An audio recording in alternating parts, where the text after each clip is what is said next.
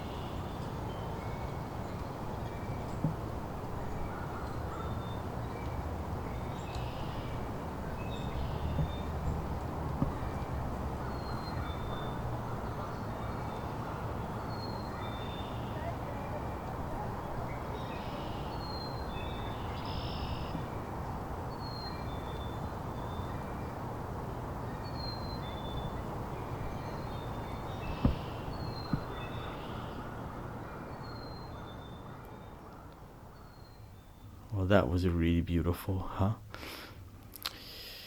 So yeah, there was this moment, and another moment I'd like to share with you was with a song sparrow.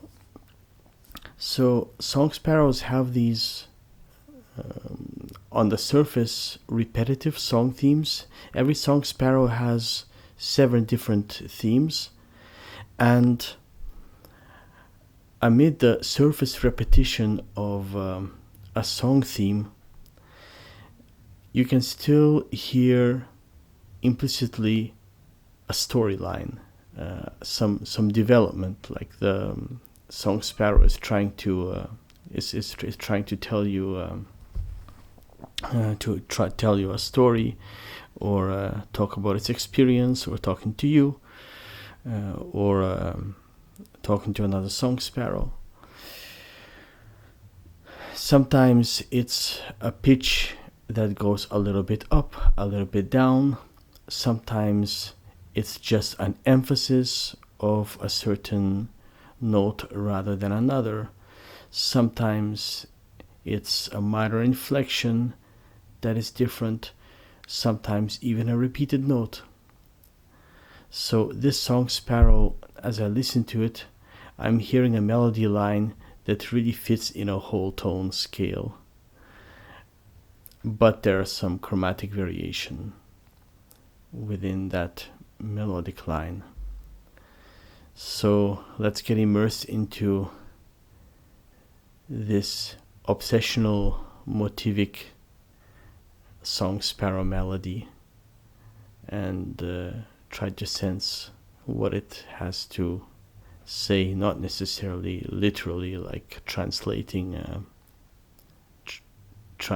its monologue, but just feeling a certain progression in a narrative, like you would hear in a piece of music, for example.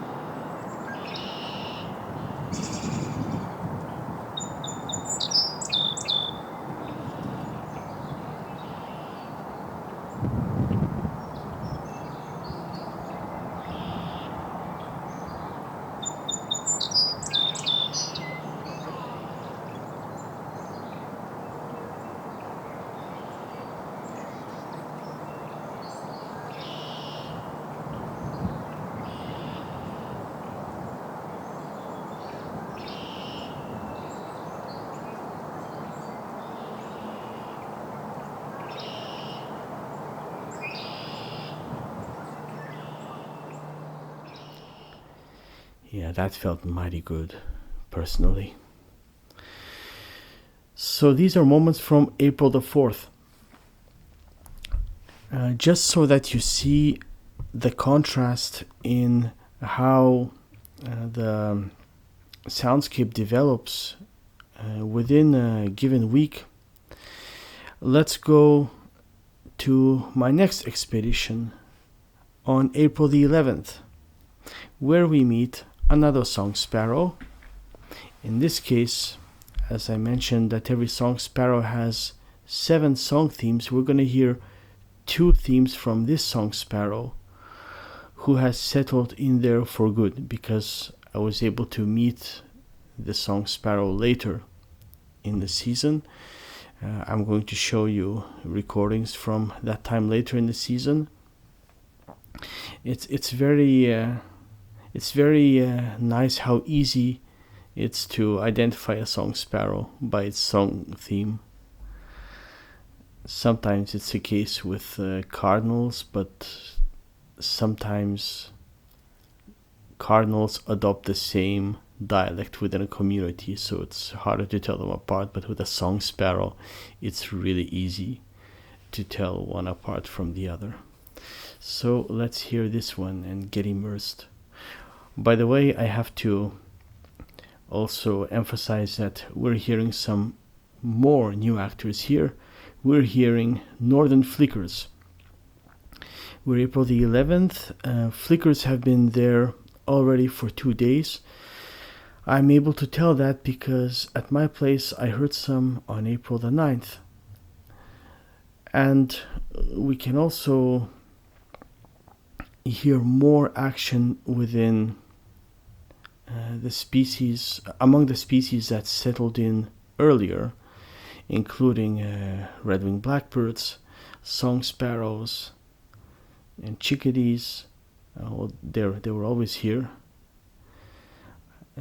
Robins, goldfinches.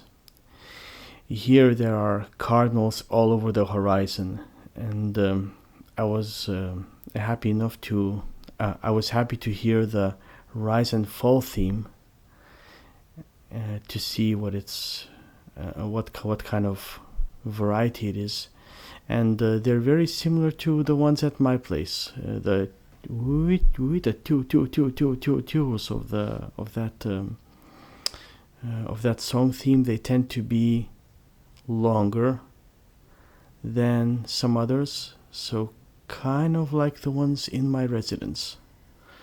And in this case, with this song sparrow, we tend to revolve around the key of D minor. Let's hear it.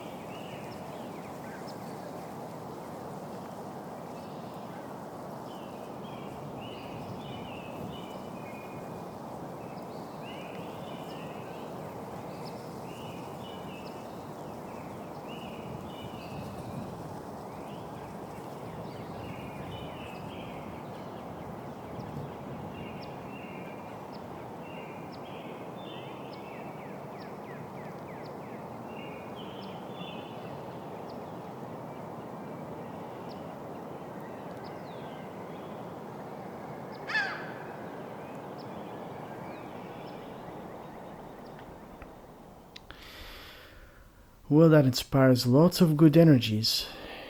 Hearing sound events like this, spectacles like this. So this is it for now.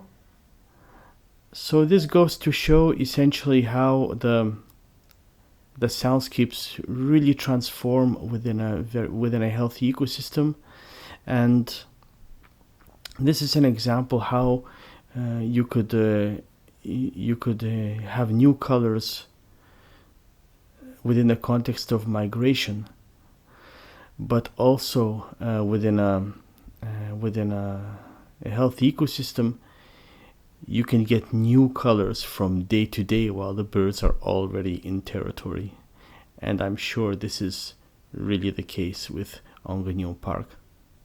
So to be continued, I'm going to share more recordings in future episodes from this park, but also from my neighborhood and yet other favorite places that I get to attend. And meanwhile, enjoy birdsong season, and I'm looking forward to share more in the next episode. Thank you very much for listening to the Buchones Banter channel. See you soon.